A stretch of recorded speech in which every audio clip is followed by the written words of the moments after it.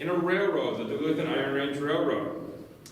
And that was the main reason Charlemagne Tower got into the iron business, is he wanted the railroad. And he knew that if he controlled a railroad, he controlled everything. Because to get all the equipment, all the people up to the iron mine, and just up to that whole area, they needed the railroad. To get the ore back down to the shipping lanes, they needed the railroad. So he knew that he was going to make money coming and going. So that was why he was willing to invest in the iron company itself, is because he had the railroad. 1883 is when the first miners actually showed up.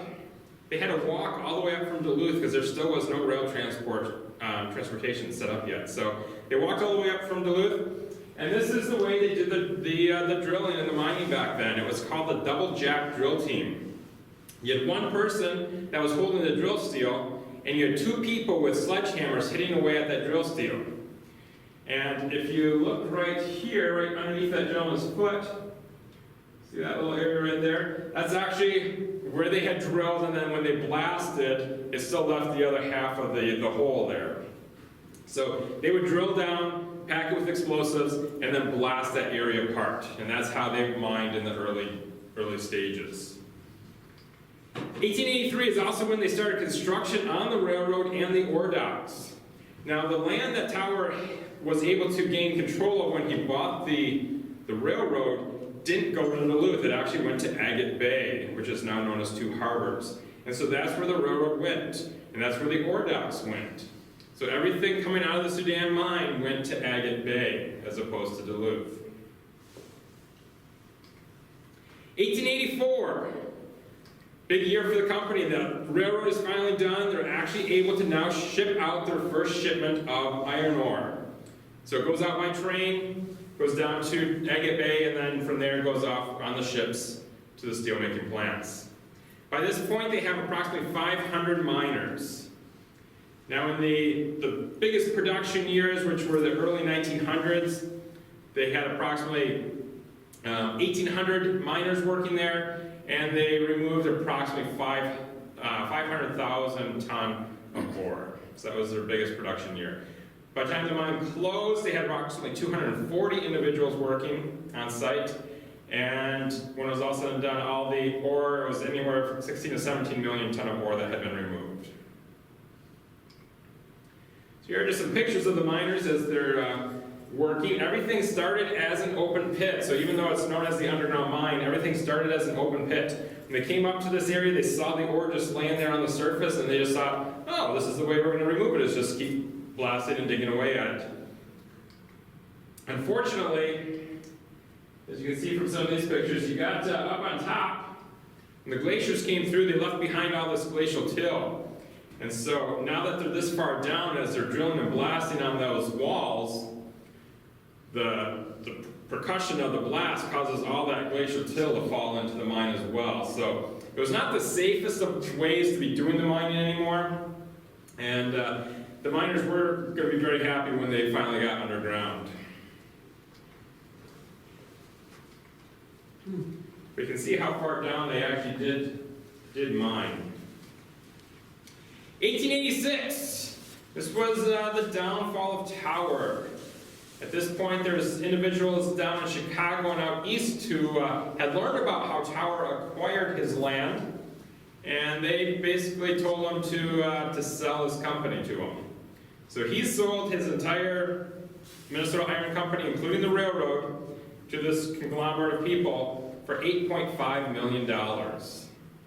So for 4 years worth of time, Tower made out really well, because that was a huge sum of money for that time frame, 1886. The group that buys it, they start underground mining, so at this point they are starting to go underground, and they also open up the mines up in the Ely area.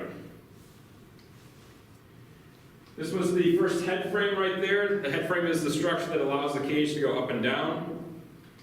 And then this is the engine house. This is where the whole hoisting system is. That's what causes or allows the cage to go up and down. And who's been to the mine before? Does that building look familiar? parking lot, when you come up, is right here. This is still the engine house that we have today. So that is where our hoisting system is located. And in 1929, everything became electrified. So that's when the whole hoisting system changed over to electricity. And that's still the equipment that we use today is from 1829. It's still functioning really well. Wait, 1829? Sorry, 1929. Sorry.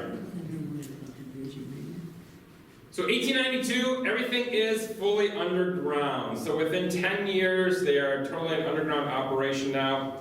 The injuries definitely go down. There are still injuries throughout the mine, but it's definitely a lot safer now that they're underground.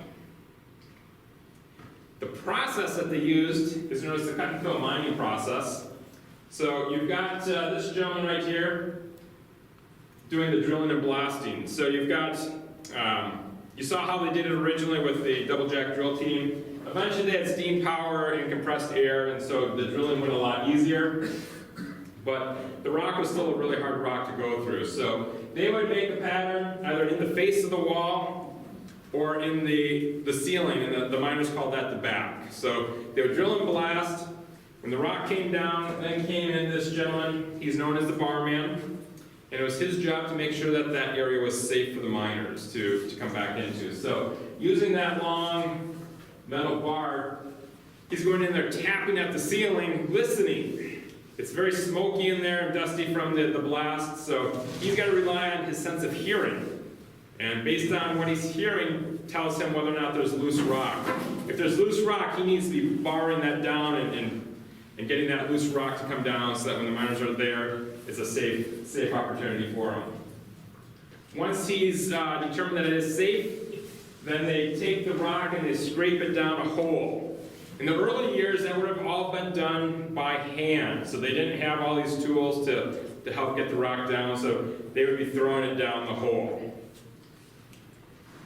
And then once it's, so they're mining up here, the train is down here, so it goes down a hole known as a raise, down to the train level. From there, then they need to load it into the ore cars. So this piece of equipment right there ran on compressed air, known as the Encode Loader. And you see the bucket. The bucket would scoop up the ore, and the ore car would actually be right behind it, so it would go up and over, and then dump behind it into the ore car. Again, in the early years, that was all done by hand. The individuals that had that job, they were known as the muckers. And so they'd be lifting up this ore. And anyone want to take a guess how much the hematite weighs? About a cubic foot of this hematite. We've got two different samples of rock. One of those is the iron ore, one of those is the waste rock, the Healy greenstone. If you've got a cubic foot of iron ore, of the hematite, you're talking close to 350 pounds. So when these miners were lifting, I mean, that's what they were, hopefully they didn't have that big of a chunk because they wouldn't be able to lift it. So they'd be throwing it into the ore cars though. They were thankful when the new pieces of equipment came into play. And then once the ore cars were loaded, they would take them back to shaft station so that they could be hauled up to the surface. Now in the early years, again, that was done by hand. They were pushing the cars down the tracks. They did eventually get some mules in there. Mules did live in the mine, so they stayed about 6 months in the mine. They had a little area that was created for them to stay. And then in the later years, they had this electric tram function similar to a cable car where it's got the electrical current on top there. In that mine, is there much ore left there? I mean, would there be enough ore there to mine again if prices were to? Yeah, the mine knew that they could go, so they went to 27th level, is how far down our tour goes, and that's the deepest level in the mine. They know they could have gone to a 29th level, and they were actually proposing to do that. But when they closed down, one of the reasons for closing is that the hoisting system did not have enough room left on the drum for the cable. So if they had gone to a 29th level, they would have had to have purchased a whole new hoisting system, which would have been very expensive. Beyond that, we're not 100% sure how far down the ore body goes. The interesting thing about mining companies is they're taxed on known reserves now, so you don't want to know too much. So geologists believe, what we have there is we've got these 7 fingers of ore that go down at an angle. And we believe, or geologists believe, that once they get down to a certain point, it just gets into this big conglomeration of iron ore, they think. We're not 100% sure though. We haven't seen any of the records. So, but we know for sure at 29th level, most likely beyond that though even. It's just it was very expensive to continue to mine that way. What they would need to do now is they would actually have to do like a big drive-in corkscrew type system that they could actually just drive vehicles into. The skip coming out can only hold 6 tons of ore. So you compare that to the taconite plants, those big trucks that you see can hold up to 320 ton. So just the economies of scale just became very expensive because now they had a whole almost half a mile that they'd have to haul that out. So the early years it was nice and easy because they were so close to the surface. But as they kept going further and further, it took a lot longer to bring all the ore out. In Virginia, between Virginia and Evelyn, the highway being moved, everything, I assume that they're just going to blast that or just scoop that up. That's all high-grade ore? Underneath the highway there is usable ore for the taconite plants, yes, that's my understanding. They're just gonna bridge it over, is that right? You know, they've thrown out so many different proposals, I don't know what they've decided on. I mean, that's the latest one that I heard is a bridge. But about midway, they're gonna go somewhat east and north, so the road will turn and it'll go northeast, and then it'll swing around again and turn west, and then come back into Virginia, right past the mall and the businesses that are there. But it's gonna go east and north, go over the mine on a bridge, and then turn and go west again. $115 million. $115 million. But that's not taconite, that's high-grade ore. I would guess that is all taconite. Would you? I would say probably all taconite. When they allowed them to put the road on there, there was no idea that they would ever consider mining that lousy ore. Yeah, the magnetite that they mine there is a magnetic iron ore as opposed to the hematite that I passed around that's a non-magnetic. And I mentioned the hematite is 60 to 70% iron content, magnetite is down 30 or below percentage. The taconite is 20-ish, right? Yeah, so once they take the magnetite, crush it all up, then they make taconite pellets out of it. And once they make the pellet's really high, because now it's all concentrated down again. 70. Yeah. So once they hauled the ore, they went back to Shaft Station, came up, and went to this building right there. That's the crusher house. And that building is still there today too. You can go in that when you come visit. And so all they had to do was crush it into 7-inch chunks. And then from there, they could just ship it straight to the ore docks and out to the steel plants. They didn't have to do all the processing like they do with the taconite process. In the winter, they did have to stockpile it, and so once spring rolled around, they would have to scoop it up and load up all the trains and then ship it out. So they'd have to wait for the shipping lanes to open up. That brings us to 1962. This is when everything went quiet in the town of Sudan. December of 62, they found out that the mine was closing, all the miners left, and 63, they removed whatever rock was still in stockpile. But this is when the crusher went quiet, and at that point, it was like the heartbeat of the community just stopped. If you were a miner working during that time frame, you either went to Ely and served a few more years in the Ely plants before they closed, or you went to the Virginia mines and worked there.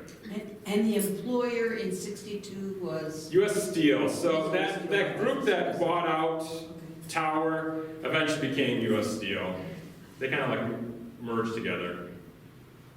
So it was a subsidiary of U.S. Steel. It's called Oliver Mining Company is who actually managed it, but it was a U.S. Steel company. 65, a great year for our state. That's when we opened up for tours. So we offer tours. If you haven't been on a tour, I strongly encourage you to come. You get to load up into a cage like these students are doing, and you get to go almost half a mile underground. Once you get underground, you're going to load up onto a train. The train's going to take you back to the working part of the mine. You're going to get to see what the mining was like and a little bit about the geology and the life of the miners. Now due to all the work that was done in the mine, it actually made it possible for the physics lab to have an existence there. So I was going to talk a little bit about that. Yes. So because it's a half-mile underground, a physics lab would work. In a physics lab, we want to get away from cosmic radiation. We don't want to be sitting here in the surface where we're getting zapped by about 100 cosmic ray particles per second. We want to be a half-mile underground where we only get zapped by 100 cosmic rays per day.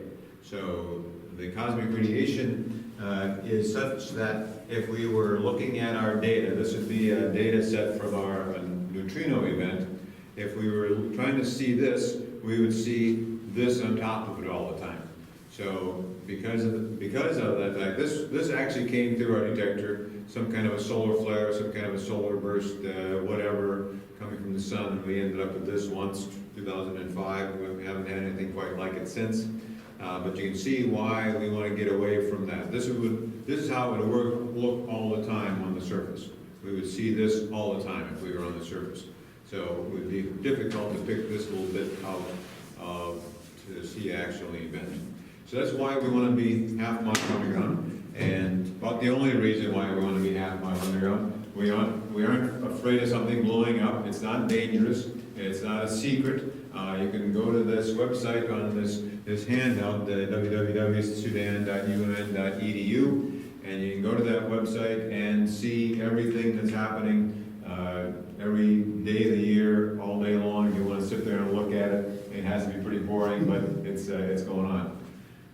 The lab started in 1980.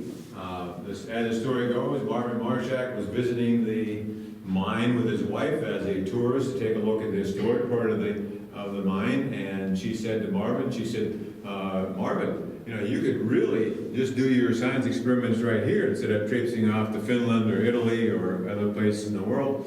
And so Marvin Marshak, the guy in this picture right here, said, I suppose we can do that. I suppose we can do that. And that began at a lab. He started a lab on the 23rd level. I happened to be teaching science in Hibbing at the time, and we had a science club. And I said, hey, you guys want to go on a field trip? And of course they said yes, to get out of school. They didn't care where they were going. They just figured, okay, we get out of school, let's go. And so we did. It was about 1980, 81, someplace in there that we visited. And he was on the 23rd level, quite a ways above the bottom. But it was kind of a prototype of a proton decay experiment that they were working on at the time around the world. That worked so well. He had a little one there, 35 tons. It worked so well that they built a bigger one, 1,000 tons of proton decay equipment. And they never saw proton decay, but that just proves that protons don't decay. So they never saw an event, which was good. Otherwise, slowly but surely, the universe would disintegrate to nothing. So that was in this chamber right here. Here's a picture of the chambers that they use, the blocks that they used on the right-hand side to look for proton decay. They ended that experiment in 2001. Even before it was over, they started creating an experiment to study neutrinos. Neutrinos are a tiny particle that we find in our universe, and we have three flavors of neutrinos: electron neutrinos, muon neutrinos, and tau neutrinos. They are special particles that no one really knew much of anything about, so we started studying them to learn more about it. So that required another chamber right next to it because of the fact that we are shooting those neutrinos from Chicago. They're going through the Earth, from Chicago, through Illinois, through Wisconsin, through Lake Superior, and going through a detector here. And of course you have another nice detector up here at Ash River. Has any of you been there? Some of you been to Ash River? Okay. So Ash River is the new one, the new block, you might say. This is a picture of the facility there at Ash River. As they were building the chamber for the neutrino experiment, here's the chamber that they were building. Again, Mrs. Marshak got into the play, and she suggested to Marvin, he says, you should really paint something on that big rock wall that's just a plain old rock wall, it looks kind of ugly, you should really paint something on there. And Marvin said, well, I don't have any money to paint something on that rock wall. She said, well, I'll find you the money, and then you can put a nice painting on there and make it look kind of pretty. And so, lo and behold, she comes up with enough money from donors in the metropolitan area, and I suppose across Minnesota, to do a painting. And Joe Giannetti painted it. He has some of the early scientists that studied neutrinos, Wolfgang Pauli, Enrico Fermi, Fred Rines, and Clyde Cohen, and Ray Davis were 5 of the early scientists that studied neutrinos, quite a bit before, a long time before we started studying them at Sudan. So anyway, they painted it on there. Joe Giannetti was happy to paint it because he said the last time he painted something on a building, a mural on a building, about 3 years later they told him to tore the building down. He doesn't know if they tore it down because of his painting or they just didn't want the painting anymore. But whatever the case may be, his painting was gone, all of his hard work. So we have 2 major experiments, CDMS and Aminos. CDMS, we're looking for dark matter. We're fairly confident that there's matter out there that we can't see, we can't detect, we can't measure, we don't know exactly what it is. And the Aminos experiment is the search for, or the study of neutrinos. We know enough about them that we can study them. So we have a partnership with the Fermi National Accelerator Laboratory, Department of Natural Resources, University of Minnesota, and many other universities and institutions around the world, really, around the world. This is our symbol for our neutrino experiment. We have 3 kinds of neutrinos, so each one of those symbols represents a neutrino, and this is our symbol for the cryogenic dark matter search. And if you notice, we have a bat in there. James is going to talk about bats here in a little bit, so we have a bat in there to add to our little aspect. The experiment is in reference to the, and in so doing, we can see electron neutrinos because the electron can go through this, whereas it cannot go through the steel plates that we have at Sudan. We can't see it. Maybe it goes through 9 or 10. A physicist at UMD has collected some data, and he says, Al, take a look at this. You can see these neutrino tracks. You can really see them. And I'm looking at it, and figuring, nah, I can't really. They have a better eye for it than I have, but they could see something there, and he's thinking they are tracks. They are tracks made by the electrons, but they only go through about 9 plates, so you don't get much data. And whereas here we're going through a whole bunch of them, and here we're going through the whole thing. But we anticipate the NOVA detector to run for 10 years, and in those 10 years of data collection, we'll end up with 10 minutes of actual hard data because we're only taking a 200 nanosecond snippet at a time. Now, there's a few other experiments beyond just the laboratory that are going on at the park, and again, this was all made possible because the miners excavated the rock. And so I'm just going to go through, there's 3 major research projects. The first one deals with banded iron. Anyone in here a geologist? Okay, so banded iron, the gray is the hematite, the red is jasper. They call it banded iron formation or banded jasper. And you talk to any geologist and they'll give you a different story on how it was formed and why banded iron is actually important. And so there was a researcher graduate student down at UMD who, working with his advisors, figured, you know what, if we can learn more about banded iron, maybe that's going to help future exploration for iron ore. And so he was able to actually go into, most researchers looking at rock just see it either on the surface or someplace like that. He was actually able to go right into the banded iron formation because the miners had excavated this area and there's banded iron around the whole outer wall of the stope, the area where they had mined. So he was able to actually go in there and look and see where all these different points met and everything like that. And it allowed him to map out the entire stope area, the entire area that had been mined out. And so between that and removing some samples and actually doing some chemical testing on those samples, he was hopeful that he's going to learn more about how it was formed and thus learning a little bit more about the iron ore itself, because the iron ore is part of that banded iron formation. And so, the one thing you're going to learn about if you ever talk to a geologist is they actually speak two languages. They're bilingual. They speak the language, English or whatever country they're from, but then they speak geology. And it's a very unique language that is kind of hard to understand at times. And so I'd asked the researcher, why do this? And the main reason is if they can learn about banded iron at our mine, they're hopeful that they can then take that knowledge to any other banded iron formation and know what to expect there as well in terms of, is there going to be iron ore there, won't there be iron ore there? And so from an exploration standpoint, it could save mining companies a lot of time and energy just by learning about the banded iron. So that's what he was doing. Still haven't seen the final results, so I don't know what it all means, if they were able to extrapolate the information or not. But it's pretty exciting if they're able to.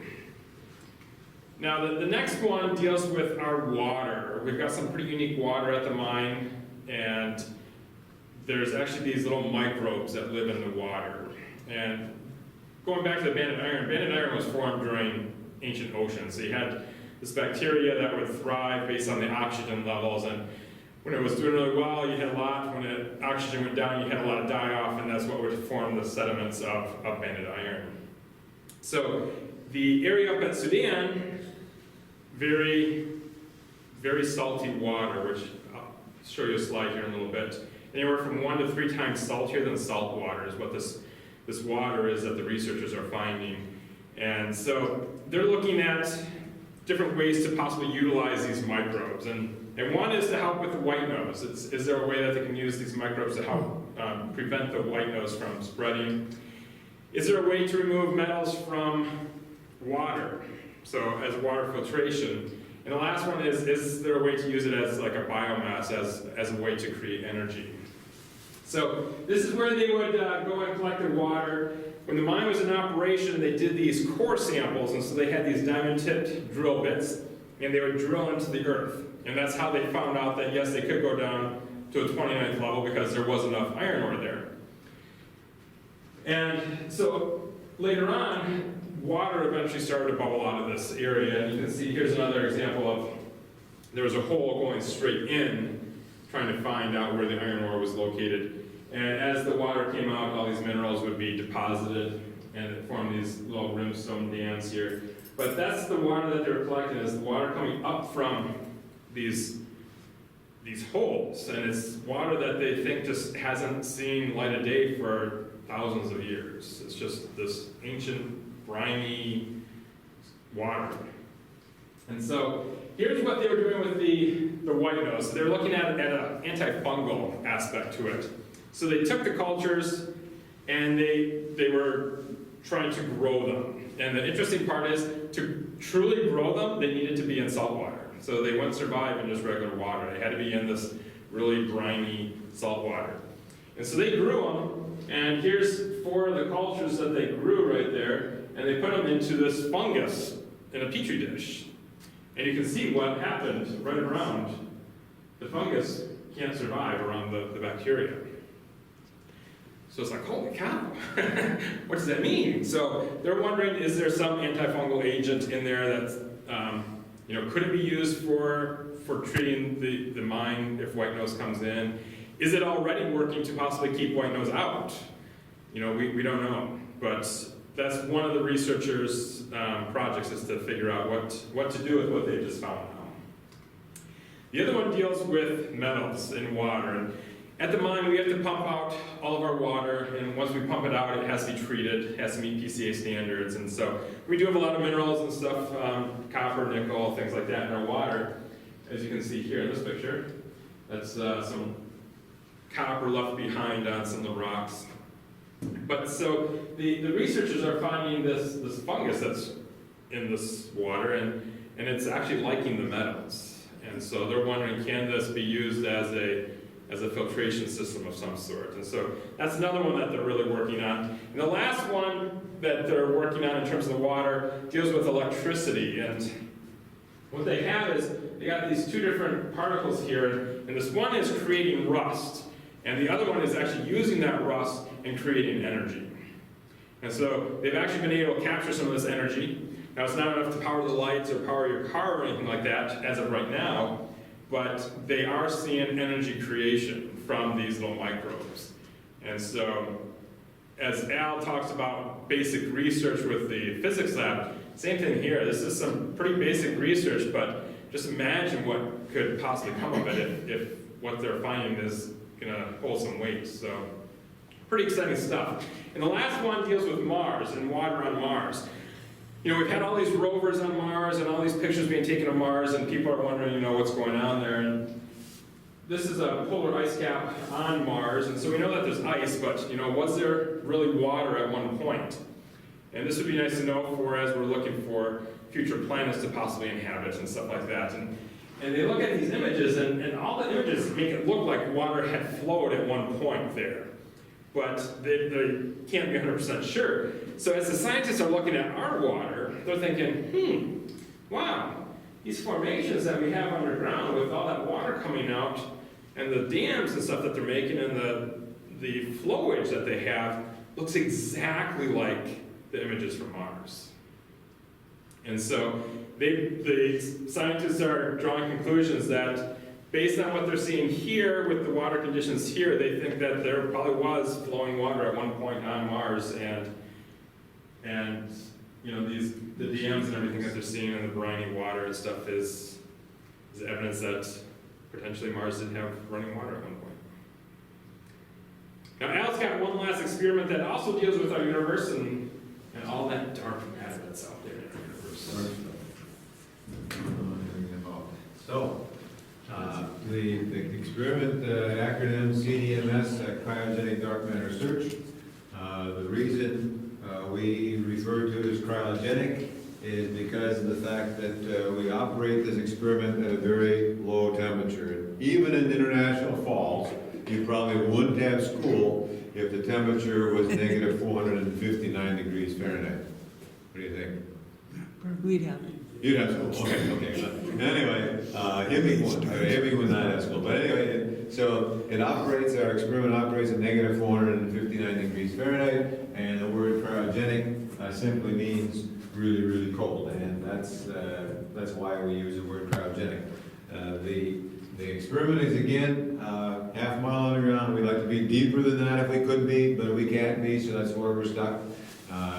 So the cryogenic dark matter search, CDMS, is where we're at. These two guys, Fritz Zwicky and Jan Oort, came up with this concept of dark matter back in the 1930s again, and they were looking at this independently of each other. And what they were doing is they were both studying galaxies at the time. And when they were studying these galaxies, they were looking at two things. They were, first of all, looking at the galaxy and trying to determine how much matter, how much stuff was in that galaxy, how big the stars were, and how many stars there were in that galaxy. From that, they determined how much matter was there, and from how much matter was there, they would calculate out how fast that galaxy could be spinning. I think this was So I wonder if wonderful. they It was changed it, good. because I kind of really hit something. Aminos means main injector neutrino oscillation search, and it starts out in Chicago, and it starts out with the main injector. The main injector down in Chicago is where we actually begin the experiment and actually start that beam of neutrinos, and so that's why we have the M and the I in the acronym for that thing.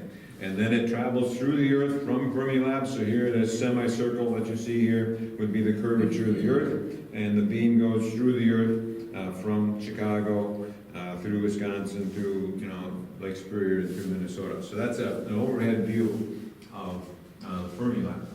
What's that distance? 450 miles approximately. We'd like to have it farther, but we can't move the mine. Can't put it in a different place. And how deep is it when it's injected in Chicago? In Chicago, it's about 300 feet below the surface.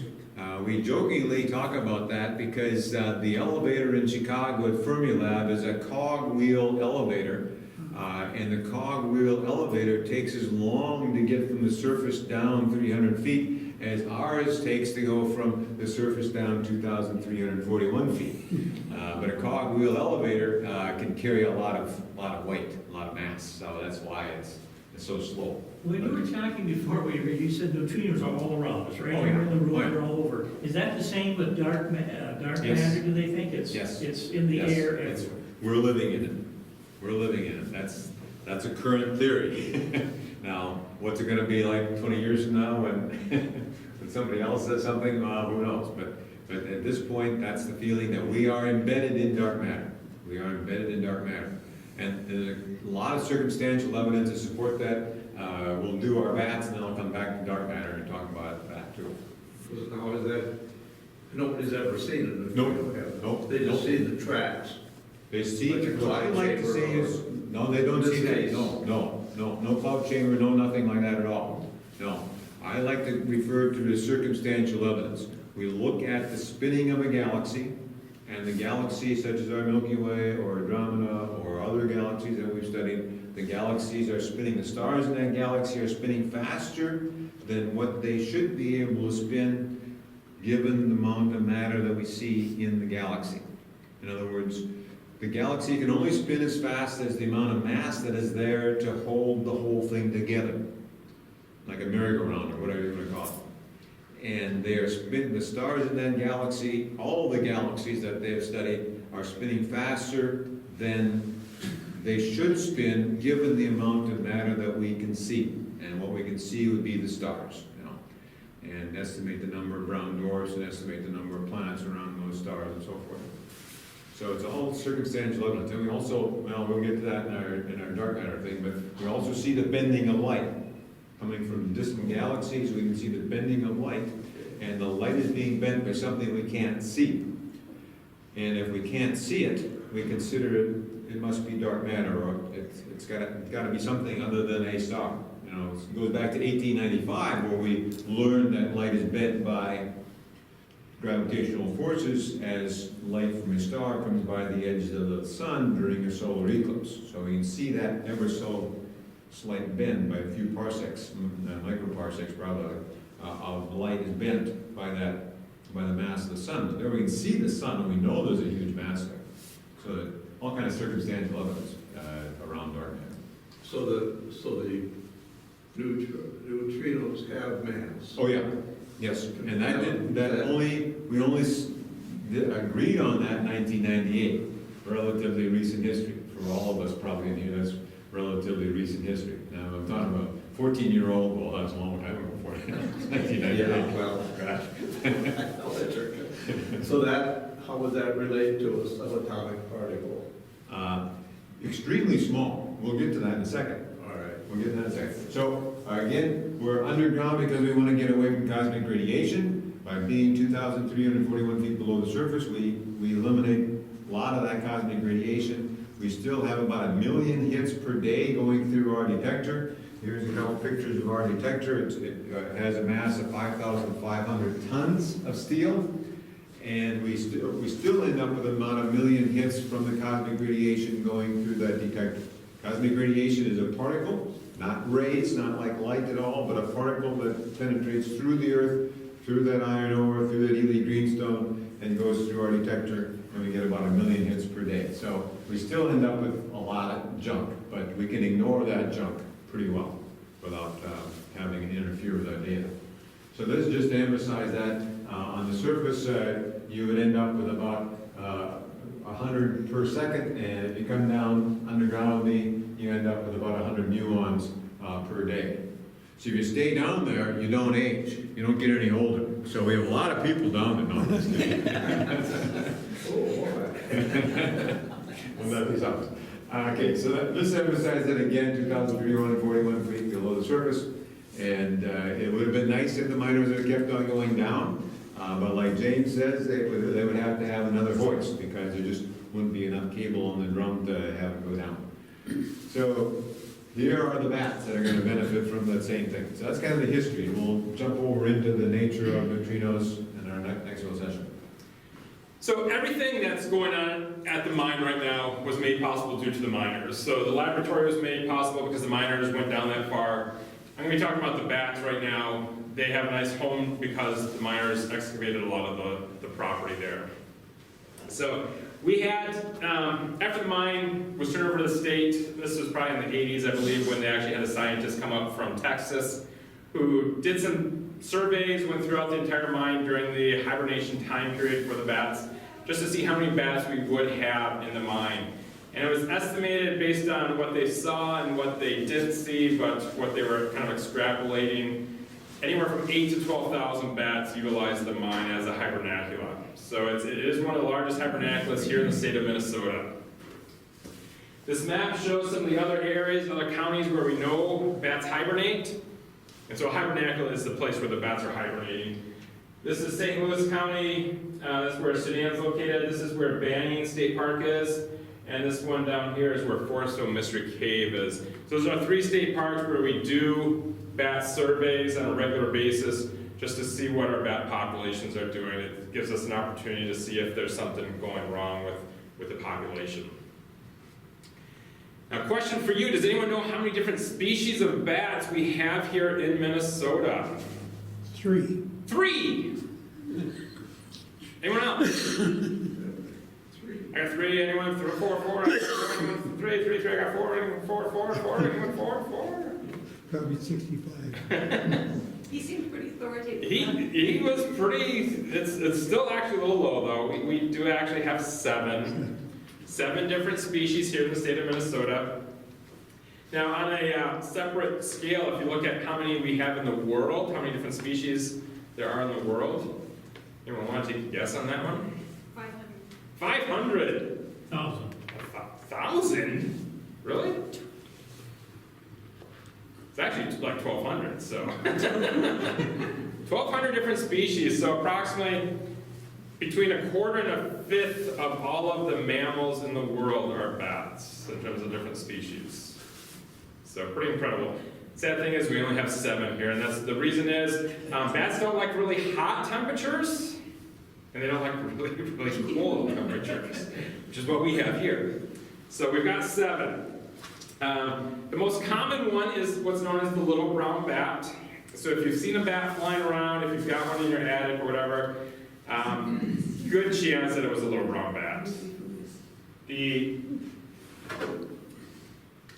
is an example of how much a little brown bat weighs, and approximately what its wing would be like. The wood kind of represents its wing. Now, one thing you're going to notice about these bats, every single bat, all 7 of the bats that we have here in Minnesota are insect eaters. So unlike around the tropics, the equator area where you do have most of your bat species, those are a lot of fruit bats, a lot of pollinators down there. There are vampire bats down in Central America, but all of our bats are insect eaters, which is a good thing. The first 4 that I'm going to show you are the hibernators. So we've got some hibernators and some migrators. The first 4 are the hibernators. So we've got our little brown, and if we've got a little brown, what else should we have? Big brown. We should have a big brown bat, and we do. Now the big brown is a little bit bigger when you consider the weight. A little bit heavier. Once again, this is a hibernator. This one will use structures, so if you've got some bats in your house, maybe they're the big brown bat. You just have to basically tell from size, most likely. There is the northern Myotis. This one is a state special concern, and if you've been reading the paper recently, this goes by another name. This goes by the northern long-eared bat. So this is one that the feds have added to the threatened species list. The numbers were getting low, and there's some activity happening that could be bringing in other things within the next couple of years that could actually decrease its population even more, and we'll be talking about that in a little bit. So they did add it to the threatened list. Now, when we do our bat surveys, the northern Myotis and the little brown look very similar. The big thing, going back to its name, northern long-eared, that's actually how we tell the difference between the 2 bats is we look at the ears. There's things that you can look at inside the ear and stuff like that, but you know, when a bat's like hanging way up here, it's kind of hard to see that. But you can still see its ear. And so with the ears, we pretend like we're going to fold the ear down towards its nose. And if it looks like the ear is going to go and extend way beyond the nose of the bat, that's a northern long ear or northern Myotis. If it looks like it's just going to come part way down, that's a little brown bat. And that's the quick and easy way for us to determine the two. Like I said, if you actually pull the bat down, there's things that you can look at in the ear that help you. But that's an idea of what a northern Myotis looks like, or the weight of a northern Myotis. And our last hibernator is the tricolor bat. This is another state special concern. This one happens to be our smallest bat. And it's going to look a lot like a little brown bat in terms of size, a little bit smaller in weight. But the unique thing is when it's hanging upside down, it's got its wings folded, the forearm is actually going to be pink on a tricolor bat. And that's how you can tell the difference between the two. We've got pictures where it was, you know, from here to the back wall, but we could see the pink and we knew right away that it was a tricolor bat. The unique thing, though, is when you look at the map that Bat Conservation puts out, it doesn't have the tricolor in our range, but we do have photographic evidence and also acoustic evidence that the tricolor bat is up on our property. So those are our 4 hibernators. Those are 4 very important bats that will be affected by this other thing that I'm talking about in just a little bit here. The 3 migrators are the Hoary Bat, and this one has been found on property, as well as the silver-haired bat has been found on property. Now this one does like old growth forest, which is great because we do have some beautiful old growth down at the mine there. This last bat, the eastern red, is the one that we have not found on property. So when you look at its range, it's not in the Arrowhead range of Minnesota. So we're kind of like right on the border. So we're still looking for it, still hoping that maybe we'll find it up there, but we haven't seen it yet. The unique aspect about the eastern red is this statistic right there. Average of 3 pups a year. That's very unusual for a bat. Most bats will have just 1 pup. So this one has 3, which makes it a lot easier to multiply and expand its numbers. So white nose syndrome. Has anyone heard of white nose? So this is a devastating fungus that's doing a bad number on our bats nationwide. So far it's on the East Coast, but it is continuing to work its way west. And so what is white nose? White nose is a fungus. It grows in a very cool climate, which is why it likes caves where bats hibernate, because it's usually a cool place where a bat's going to hibernate. So that's what it affects. It actually affects the hibernators. If you're a migrating bat, this fungus doesn't bother you. And it's not that the fungus is actually doing anything to you except for just irritating you as a bat. A bat spends its summer and fall building up all this fat so that come hibernation it can just sleep through the whole winter and just live off of its fat reserve. But this fungus, what it's doing is it's starting to grow on that bat during that hibernation period, and it's just a very irritating thing for the bat. It'd be like if you were sleeping and I came up with a feather and started tickling your nose. You're not going to like that either, most likely, and so you're going to wake up. And so that's what happens with the bat. The bat actually wakes up from hibernation, and that causes it to use a lot of its fat reserve. And so what happens then is, what do our bats here in Minnesota eat? Insects. Insects. So it's wintertime. You're going outside, you're looking for your food. Are you going to find any here? No. So you don't have any food to help build up that fat supply again. And the second thing is it's really cold. And so you die from exposure of the elements as well. So it's, I'll get some statistics here in a little bit that shows what it's doing to our population, but it forms mainly on the nose, but also on the wings, and so that's why it's got the name white nose, is because it looks like a big white nose. Scientists are still debating how this was spread initially, and it came over from Europe. We know that. Europe has it. For some reason, the bats aren't as affected by it over there, but it was found in New York in 2006, and we're thinking that it can be spread two different ways, that the bats are spreading it themselves. That was one that researchers weren't quite sure if bats were doing it or not, but given the fact that the fungus can live and survive in the soil for a long time, even if it's not winter and the hibernation time period, if a bat flies into an area that has this fungus, they could get it on their fur, and then they could go and fly someplace else, and they could deposit that fungus elsewhere. So scientists now do believe that bats are helping to spread the fungus, but then also people are spreading it potentially as well. So you've got all these caves and mines that people go into to do spelunking and stuff like that, and when they come out, maybe they don't clean their gear, and they go to another cave and go into that, and now you've got, you know, people with boots on and big thick soles, and all the dirt is built up in there, and then they go someplace else, and that fungus was in that dirt, and possibly spreading it that way too. So a lot of places have been trying to educate people on the fact that if you are going into a location that's known or potentially could have the white nose, to definitely disinfect all your gear. And this is something that we work with the laboratory and all the staff that come in with the lab. Is they're coming from all over the place, so we want to make sure that they are taking proper measures. So here's just some alarming facts. This is 2012 data, but 6.7 million bats have died so far. Now when you look at this grand scheme of things, is 6.7 million really that many? Well, when you look at the hibernaculas, it's a 90 to 99% mortality rate in these different hibernaculas, so that's huge. You look at most bats have one pup a year, so how long will it take to get 6.7 million back again? That's huge. Then the thing that affects us the most is how many insects are not being eaten anymore. And you look at the farmers who rely on the bats to eat a lot of the pests that might destroy their crops. Look at the mosquitoes that affect us. If you're very conservative and say 100 insects get eaten per bat per day, and let's say they're awake 5 months out of the year, and multiply that by 6.7 million, it's a lot of insects out there. That does do other damage to other things within the ecosystem. So the bats do play an important role, and this is doing a number on our bats. So far, there's 7 species that are known to be affected by it. We have 4 of them in our state.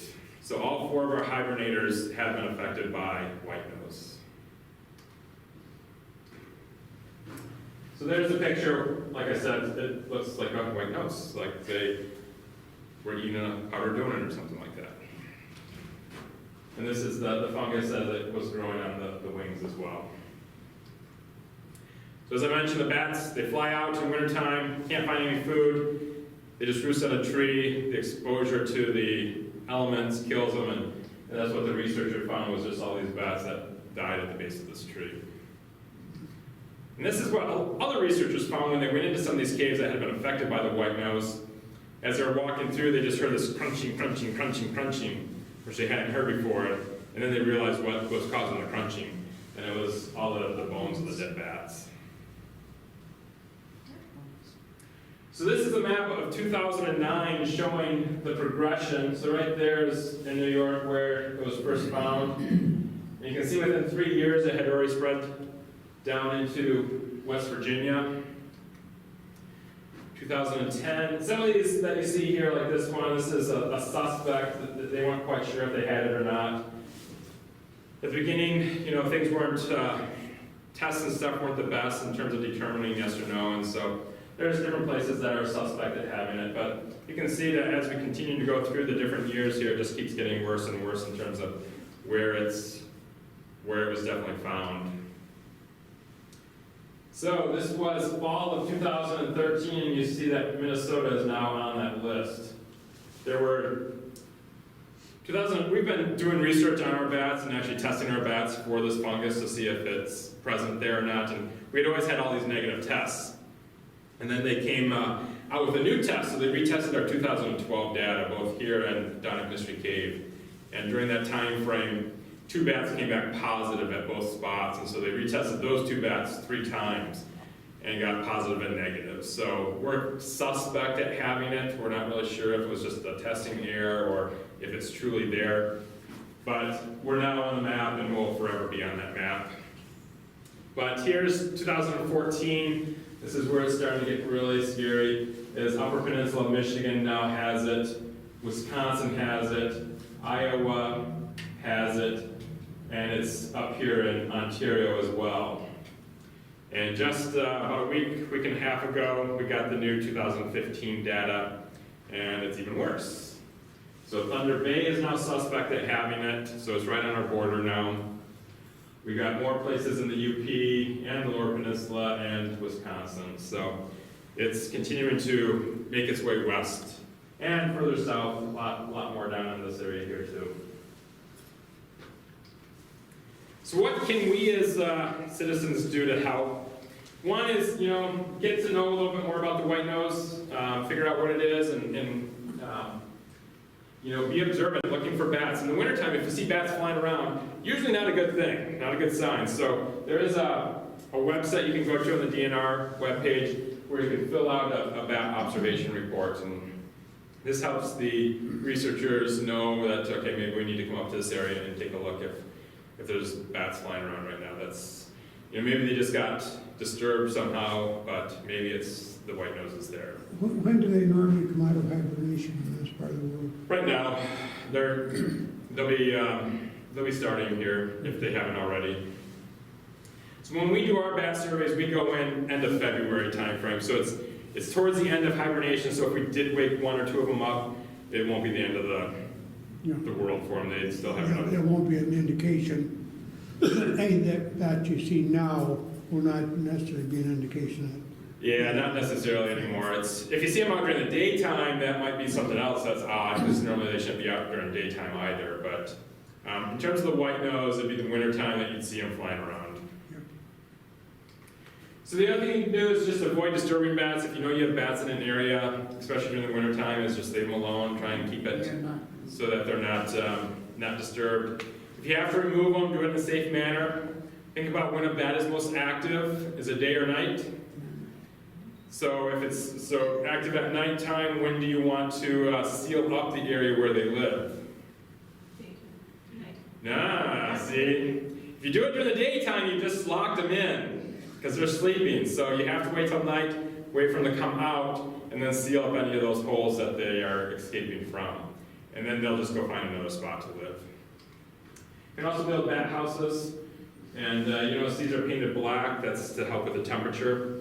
The one word of advice I can give you on the bat house success is location. If you have the right location, you'll get bats using it. If it's not the right location, you're not going to have anything in there except for maybe wasps. You can also learn some more about bats like this. We also offer programs during the summertime where we have one where we're going to be building some bat houses. We have another one that towards the end of July, when maternity colony is done and they're coming back into the mine, you can actually see them as they come out of the mine shaft and go and search for food. And it's an educational event, great for families, but also a time to see the bats, so it's a pretty cool time.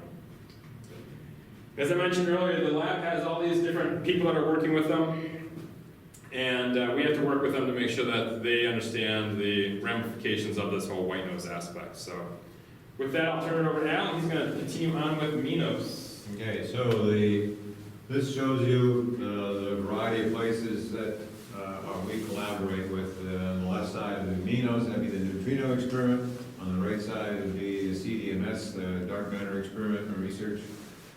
Some of them are on both sides, and some of them are only on one side or the other. So, a little bit of history. This goes back to 1930s, and Wolfgang Pauli, physicist at the time, was a person who we consider to be a theorist. You can kind of divide physics people into theory people and experimental people. So you four over here are experimentalists, you five are experimentalists, and you five are experiment people. Theorists. So you're a theorist, you're experimental, okay? You got it? So you're experiment, you're a theorist. And Wolfgang Pauli was definitely a theorist. Sat and thought about stuff a lot, and looked at experimental results, studied those things, and he said, we're missing something here. We've got an unknown here that we don't know what's happening. They knew at this point already that neutrons, when they decay, when they break down from being a solitary neutron out of the nucleus, they break down into a proton, an electron, but he said there's something else that we're missing. We're losing some energy here, so there must be something there that we're not seeing. Some of the other theorists at the time said, no, don't worry about that, Wolfgang, we've known that for a long time, just ignore it. And of course, Wolfgang could not ignore it. Another person in the same time period, Enrico Fermi, said, yes, we have to figure this out. And Enrico Fermi was an Italian immigrant. He wanted to give it a name instead of just saying unknown. Neutrino in Italian means neutral little one. And indeed, the neutrino particle was very, very, very, very small. We had a intern a couple of years ago that asked me early in the summer. He said, "Mr. Lipke, could I do a poster?" And I said, "Sure." And he said, "Okay, I'm going to make a poster in the sizes of things." And so here we have the size of an atom at 10 to the negative 10th meters. Here we have the size of us at 10 to the 0 power meters. And way down here, we have the size of a neutrino at 10 to the negative 45th meters. So we are 10 degrees of magnitude away from the size of an atom. The atom is 35 degrees of magnitude smaller than, the neutrino is 35 degrees of magnitude smaller than an atom. So we are closer in size to an atom than an atom is in size to a neutrino, 10 to the negative 45th meters. So absolutely tiniest particle in the universe by far. Tiniest particle in the universe by far as we know. So he wanted to call it a neutrino because in Italian it means neutral little one. It means a neutral little one. And indeed the neutrino is little and it is neutral. No charge, only interacts by gravitational pull, and when you only weigh 10 to the negative 30th grams, there's not much gravitational force involved in a neutrino. So you're not going to get hit with one, you never feel it. Okay, so that was in 1931, 1932. Along about the 1950s, these two guys came up with a couple of harebrained ideas to try to prove that the neutrinos existed. They finally settled on one where they set up their detector next to a nuclear power plant in Savannah, South Carolina. And they indeed finally, after working on this for about 3 years, proved that indeed neutrinos existed. So it took us from 1930 until 1956, 57, 58. So you theorists were coming up with this idea, and you experimentalists finally proved that the neutrinos existed. And we have to have both groups, otherwise there would be nothing for the experimentalists to do. So anyway, these two guys did that. They eventually won, or not won, but received the Nobel Prize. Clyde Cohen was deceased, but Fred Raines received the Nobel Prize in 1995. Yeah, 1995 for his research starting in 1950 someplace. But finally got a Nobel Prize. And one more, Ray Davis. Ray Davis set up his experiment in the Home State Gold Mine, which we now call the Sanford Lab out in South Dakota. And he filled finally at his final destination, or his final point where he was doing his experiment, he had a 100,000 gallon tank of dry cleaning fluid. If you know what dry cleaning fluid is like, it's a really toxic substance. He had 100,000 gallons of it down about a mile below the surface in Home State Gold Mine. He knew that when a neutrino collides with an atom of chlorine, that atom of chlorine changes from an atom of chlorine to a radioactive atom of argon. So the collision between an electron neutrino and an atom of chlorine produces a radioactive form of argon. He could then count how many atoms of argon he had, and that would tell him how many neutrino events he had in his tank. So his tank was here, this is him on the left here, and here he is standing on top of it. There's his partner down here, somebody else down here on the bottom. As you can see, that's the size of this tank, full of dry cleaning fluid. He collected data for about 30 years. Finally, between his data of collecting it for 30 years and data coming from Japan, what they call Super K or Kamiokande, something I can't pronounce it correctly, and also data from the Snow Lab up at Sudbury, Ontario, those 3 experiments, adding all their data together, proved to us that the neutrinos had some mass. They have some mass because of the fact that they decided I'm going to throw this to you. They decided that the neutrinos are able to oscillate. So this thing will change from orange to green sometimes. See if it changes that time, and then throw it back to me, and we'll see if it switches this time. And the oscillation of it, there we got it to change. The oscillation of it proved to us that neutrinos had some mass, because in order for it to oscillate, it has to have some mass, because it has to have different quantum energies. And if it doesn't have different quantum energy, if it has different quantum energies, then it can oscillate. If it doesn't have different quantum energies, then it could have been massless. But because of the fact that we saw it oscillating, in other words, the neutrinos, the neutrinos don't stay as being one kind of neutrino. They change from electron neutrinos to muon neutrinos to tau neutrinos, or back again to some other kind of, to those three neutrinos. So we see that oscillation, and that oscillation proved to us indeed that these neutrinos have some mass. That was the biggest thing, and that's really why we built our detector in the first place. That was the first reason, the primary reason. So Neutrino Basics, we've already established that they're really tiny. They are 10 million times smaller than an electron. The electron is the next largest particle in our list. Bananas all by themselves make about 1 million neutrinos a day. So if you eat bananas, you're going to make about out of that banana are going to come 1 million neutrinos a day, because of a radioactive isotope of potassium in the banana. When that potassium decays, it produces again an argon atom, and that argon atom, the argon atom just changes into a gas, but we end up with a neutrino being emitted from that neutron, and when it's released from that atom of the It's gas. still safe to eat bananas? It's still safe to eat bananas, yeah, it's still safe to eat bananas. You and I make about 350 neutrinos a day because of the radioactive elements that are already in our body, even if you don't eat bananas. And when I was first doing this, I taught biology mostly in Hibbing when I was teaching, and I was asking physicists all the time what was, various questions. And I said, well, what does it take to stop a neutrino? And the answer very quickly came back: if you had sent 30 trillion neutrinos through a light year of lead, half of them would not be stopped by the lead. A light year would be 6 trillion miles. So matter is mostly empty space. It's a difficult concept to understand, but the Earth has a diameter of about 8,000 miles. Give or take a few miles, but about 8,000 miles. And we could squeeze that Earth down to the point where we had everything in the Earth as we know it down to about 1 inch in diameter, and then it would be solid. Then it would be a solid piece of matter with no space in between it whatsoever. No space in between it whatsoever. For example, a hydrogen atom is only 1 proton and 1 electron. If we expand that proton to be the size of a 1 centimeter, half an inch, and the nearest electron would be about 9,000 feet away, or something close to about 2 miles. So matter is mostly empty space.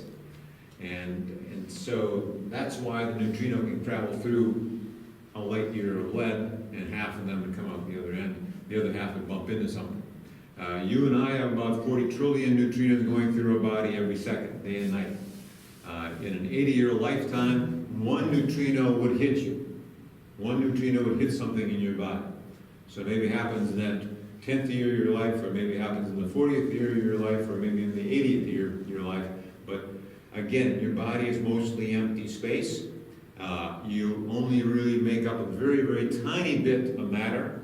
If we took away all the space that's in your body, you're really all full of a lot of hot air. I've been accused of that. Some people have more than others. Some people are more than others, maybe, yeah, very possible. Okay, how do we study this thing? So we study this, again, by the fact that we send this beam of neutrinos from Chicago through the Earth, and as it goes through the Earth, we're hoping that some of them are oscillating, changing from being muon neutrinos. They all start out, in the process in which we make them, they all start out in Chicago as muon neutrinos. And then as they travel through the Earth, we know that they are changing from all muon neutrinos to being some that are electron neutrinos and some that are tau neutrinos.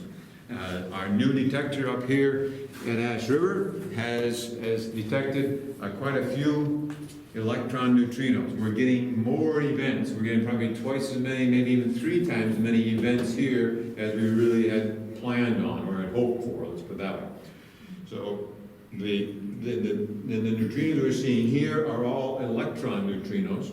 They all start out in Chicago as being muon neutrinos, so they have done this oscillation between Chicago and Ash River or Chicago and Sudan.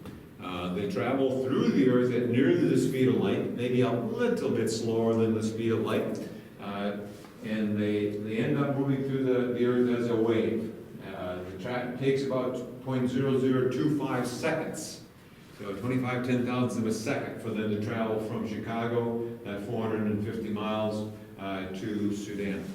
And in that process, they do that oscillation. Question? How deep is the receptor at Ash River? Ash River is right on the surface, right on the surface.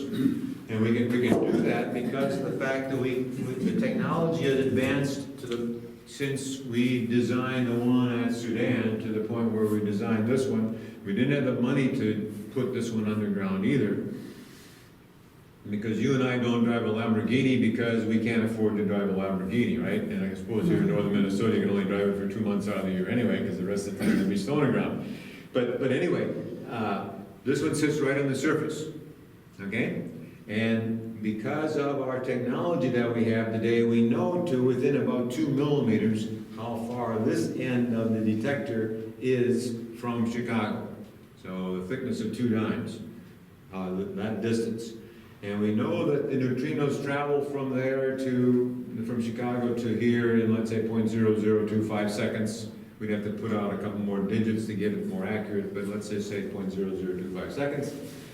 The detector is about 200 feet long from end to end. Here's some pictures of the inside of the detector and one of the construction that shows you some of the aspects of the detector. So we know precisely when the neutrinos get there. We know that this detector is about 200 feet long, and so therefore we only take the data when that neutrino could be going through the detector. So 0.0025 seconds, the neutrinos arrived here. In 200 nanoseconds longer, they've gone through the detector. Anything that happens before that point or anything that happens after that point, we aren't going to count. We aren't going to record. We aren't going to keep that data, because then it could not be or would not be a neutrino from Fermilab. Okay? So yes, it's right on the surface. It isn't underground. We can't afford to have it underground. Here is a picture of the one at Sudan. The detector at Sudan, again, is 5,500 tons of steel. All that steel had to come down the shaft.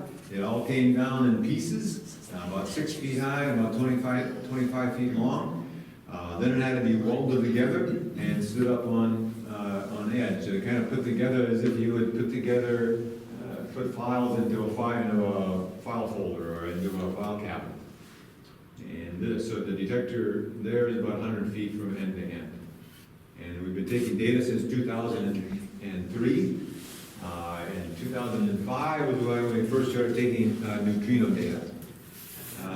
So the idea here is that a neutrino goes sailing right on through most of the time. We have about 100 million neutrinos going through our detector every 1.5 seconds. So 1,001, 1,002, 100 million neutrinos are going through. And in a course of one day, we end up seeing 2 neutrinos per day because of the fact that they're, number one, they're really, really small, and because of the fact that most matter is mostly empty space. So 99.99999% of all atoms is empty space. Would all neutrinos be the exact same size? Yes. Well, no, not all the neutrinos that are of a particular kind are the same size. So if you're looking at an electron neutrino, we anticipate all the electron neutrinos to be the same size, all the muon neutrinos to be the same size, and all the tau neutrinos to be the same size. We, at this point, don't know for sure which one is the biggest and which one is the smallest and which one's a middleweight, but we do have 3 masses, 10⁻³ taking to the 31st, and 10 to the negative 33rd. So we have three masses, but we don't know which one to assign to which one yet. So then, when we, every so often, twice a day, we have a neutrino that collides with our detector, and when it collides with our detector, it produces a tiny little bit of light, and that tiny little bit of light is what we use to create that event. And from that, we get our data. Now, that we never really see the neutrino. In other words, this track that we see on that card is the track made by, not the neutrino, but the mu1 that's made by the neutrino. So we are studying the neutrinos by what is made by the neutrino, not the actual neutrino itself. It'd be as if somebody down the hall in the other room there was ringing a bell, and we were all sitting in the room here analyzing the bell by the sound that we're hearing. We never see the bell, we only hear the sound. So we never see the neutrino, we never see that muon neutrino, we only see the track made by the muon that the muon neutrino created. The muon itself is a pretty big particle, pretty heavy duty particle. In that track there you see the track made by that muon goes through probably 300 steel plates. So if it goes through 300 steel plates, it has to be a pretty heavy duty particle in order to do that. If it was an electron, it goes through maybe 9 or 10. And from that we get our data, and so there's your data, four different kind of things from that to prove, in order to understand what's happening. Yes? Sudan and Ash River, are they offset from Chicago? I mean, one Ash River, and is that offset from Sudan? Okay, they're both in the same beam line, but they wanted to have them a little bit, they wanted Ash River to be on a little bit off-axis is the term that they used. They wanted it to be a little bit off-axis because they are looking exclusively for electron neutrinos. The detector at Ash River is all made out of plastic. It's supposedly the biggest freestanding plastic structure in the world ever built. And here is what we call a manifold. The manifold actually extends the full length of this contraption, so the manifold is like about that long. These are the panels that make the detector. The panels are actually 50 feet long. I didn't bring along a 50-foot piece, but you can understand why. And the whole thing, as you see by those pictures, is a huge detector. 50 feet wide, 50 feet high, and about 200 feet long from end to end. But it's made out of PVC pipe, and the pipe is filled with oil. 1916. And Hubble was looking at galaxies, and he was measuring how far away the galaxies were, and then he was measuring what we call a redshift in the galaxy, in the light coming from the galaxy. And we see a redshift because the galaxy is moving away from us, and if it's moving away from us, the light is being stretched out a little bit, if you want to think of it that way. Helium and hydrogen produce a bright line spectrum from those gases, and the lines of the light are not exactly where they should be. They're moved a little bit to the red side. So they're moved a little bit to the red side because the galaxy is moving away from us. But as far as the distance of the Earth to the Moon or the Earth to the Mars, that's not changing. No, not that I know of. No, not that I know of. We're getting closer to Andromeda. At some point in time, don't worry about it over the weekend, but at some point in time, Andromeda and the Milky Way are going to pass through each other. And we see this, astronomically, we can look at this happening in our universe, seeing one galaxy passing through another galaxy. I would think that'd be kind of like driving down 35, Highway 35 going the wrong way and on the wrong side, but maybe not. But when you also think of the North Star, that changes over time. Which star is the North Star actually changes. Yeah, that changes. Well, that's because of the wobble of the Earth, but that won't always be exactly the North Star. The North Star will be still where it is, but the wobble of the Earth is going to make it appear as though it has moved. Okay, so we're ready to go again, I think? I'm ready. So from that data, they came up with their measurements. Their actual measurements showed this happening. This is their actual graph of their data. And so they were seeing that the stars were spinning at a very high rate, even way out to the end. Later data, using a whole bunch of different galaxies, shows us this. So, in other words, what we're seeing here is, number one, this line is what we actually observe. That's what we actually see happening with the velocity of the stars. And this is what we would calculate that it should be. The stars spinning around that galaxy are spinning so fast that they really should be slung off into outer space. They're going faster than the escape velocity for that galaxy. But obviously they aren't. We don't see stars getting slung off out into outer space and wandering through outer space without any, not being in a galaxy. So, the other aspect, the other circumstantial evidence of the idea of dark matter is the idea that we as an observer right here are looking at a distant galaxy or a distant quasar or something that's, hundreds of light years away from us. And we are seeing that light being bent to us as an observer here on Earth. But we don't see anything like a huge star or a huge galaxy or something between us and the quasar or between us and the other galaxy.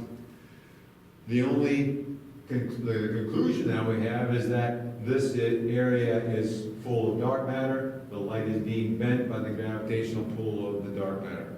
Dark matter only interacts on the basis of gravitational pull. It does not interact by the strong force, the weak force, or the electromagnetic force. It doesn't have electrical charge. It doesn't have the other two forces that we see in regular matter. So in other words, that's another bit of data. That bit of data comes to us from the Hubble telescope, and the Hubble telescope has taken these pictures. These pictures are taken over a period of about 10 hours of exposure, where we set the Hubble telescope up and it takes a picture, and 10 days of time, and the exposure here shows us just galaxies. No stars in that picture whatsoever, just galaxies. An emphasis that I was told to make, and I was trying to make it, is that you're only looking at a very tiny portion of the night sky. Brian Cox does a lot of lectures on astrophysics and particle physics and so forth, and I don't even have a dime tonight. But he calls it his nickel analogy. I'll use a quarter.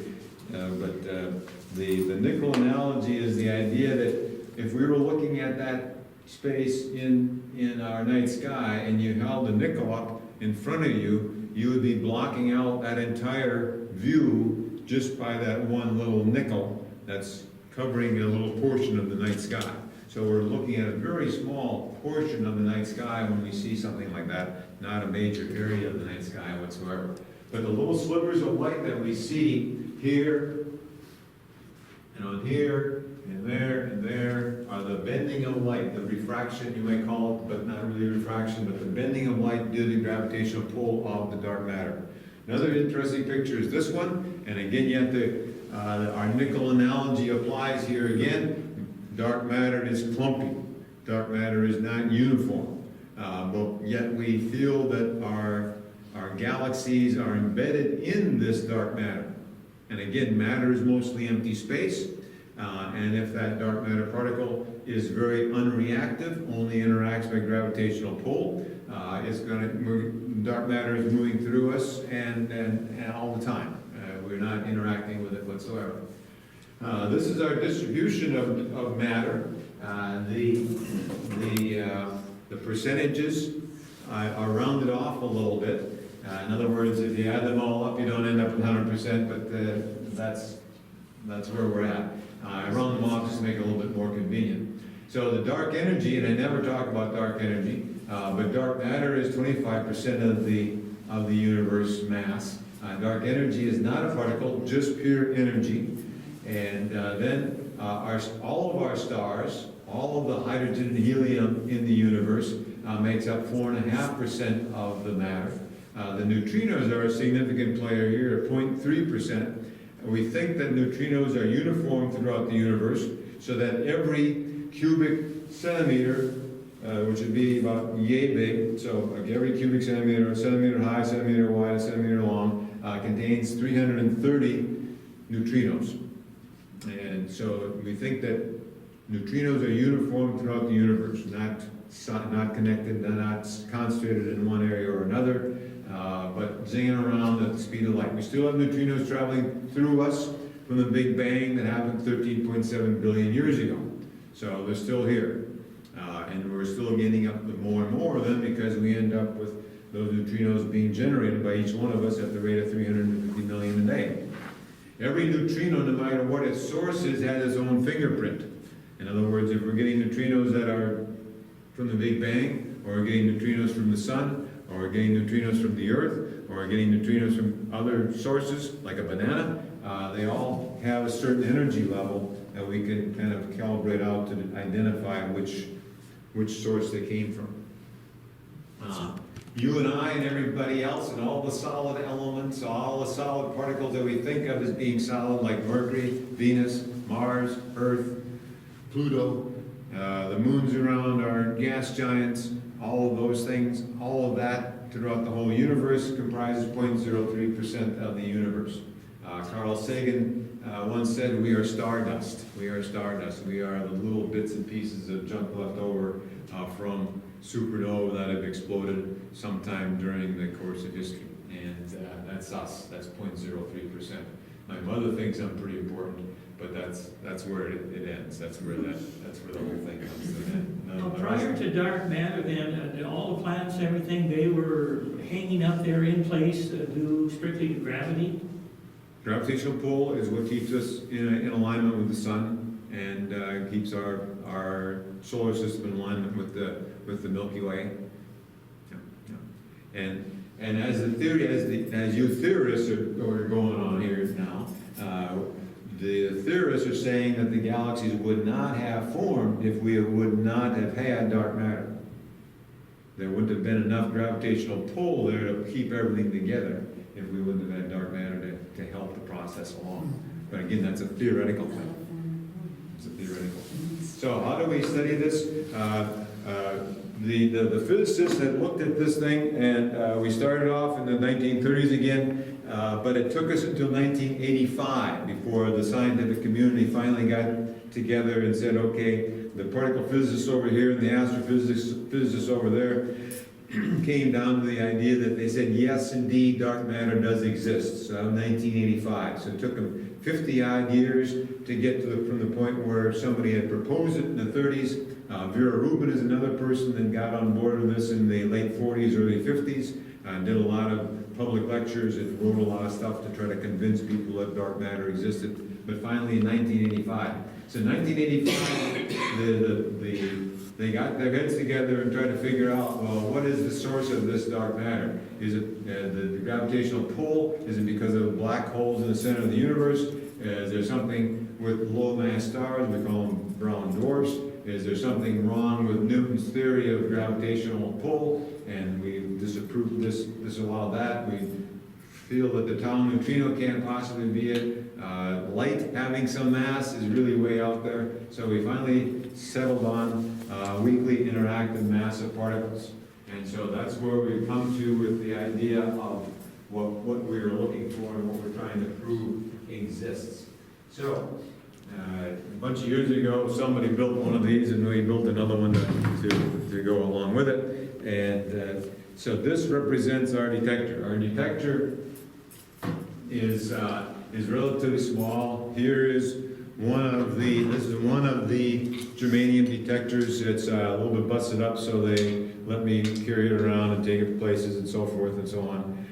It's made out of germanium primarily. There's some tungsten in there, there's some aluminum in there, so there's some copper in there. But that's where this is the meat and potatoes of our detector. And this whole thing is then cooled down to this 0.04 degrees Kelvin. 0.04 degrees Kelvin. And here is a picture of our detector. The new ones like this are $300,000 a piece. We have 15 of them in our detector. They're a little bit bigger than this one is now. This was a prototype, more or less. And so the new ones are in, I guess, 3 of them in this, we call it a tower. There's 3 of them in there, and there's 5 towers in the detector. The detector is pretty small in terms of size, maybe like the size of a top-loading washing machine. But in that chamber is where we cool it down to this 0.04 degrees Kelvin. You mentioned black holes, is that another thing that's a theory, or? No. It had been a theory up until the Hubble telescope, really. Black And- holes and do now- exist. And now, I don't know that there's anybody that would say no. There's a conjecture as to how many stellar black holes there are, but in terms of a black holes in the center of a galaxy, we feel that every large galaxy has a black hole making the center of that galaxy. But there's a lot of conjecture as to how many stellar black holes there are.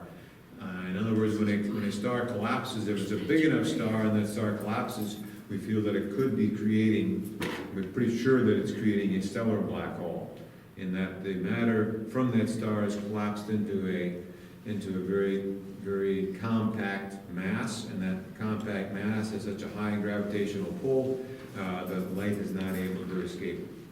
And that would be a stellar black hole, different than the galactic black hole.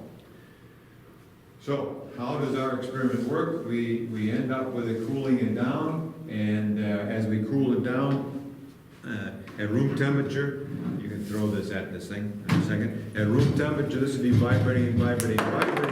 So the wiffle ball bouncing off of it doesn't show any effect. We don't see it vibration changing. But temperature is really nothing more than a measurement of molecular motion. The faster something vibrates, the hotter it is. The slower something is vibrating, the colder it is. So if we get this thing down to our 0.04 degrees Kelvin, going back to that picture or that number there, if we get it down to 0.04 degrees Kelvin, we're almost at what we call absolute zero. Almost no energy is left in this device. And so then, if we have a particle hit this thing, go ahead. I had one person throw it all the way through, missed everything. Let's have it again. Even as lightly as that thing hits the detector, we see a slight vibration. That slight vibration gives us an event. In other words, something is bumped into our detector.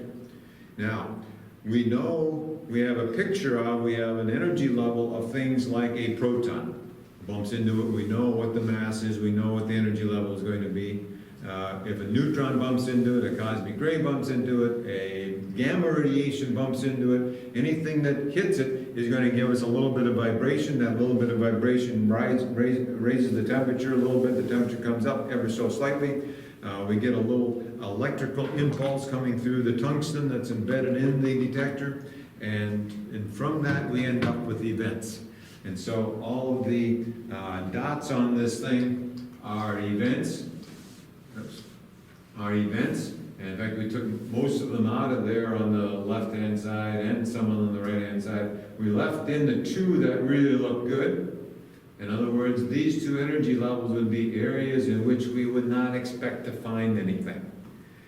And let's say we sent you down to the hardware store and you're supposed to pick up 2 widgets, and you walk into the hardware store and you say, I need to buy 2 widgets, and the guy says, well, what's a widget? And you say, well, I don't know, but I'm supposed to buy 2 of them. And so you look around the store and you look around the store and you look around the store and you look around the store and you finally find something and you say, well, what is this? And the hardware store owner says, well, I don't know what that is. And that's your widget. So that's what we're kind of trying to do here, is we're looking for something that we cannot identify, that we've never seen before. And when we find something that we can't identify, we don't know what it is, that could be dark matter. So we're looking for something and we don't really know what we're looking for. If I tell you to go find my keys, at least you know what a set of keys look like.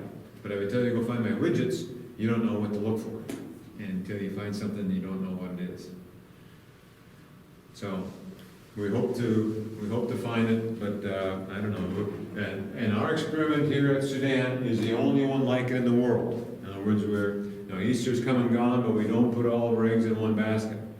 Then we have detectors that are what we call Lux liquid xenon detectors, where we're looking for dark matter using liquid xenon. We're using liquid argon. A Large Hadron Collider just is coming back up to speed. They're going to use that to look for, try to create dark matter and then identify it.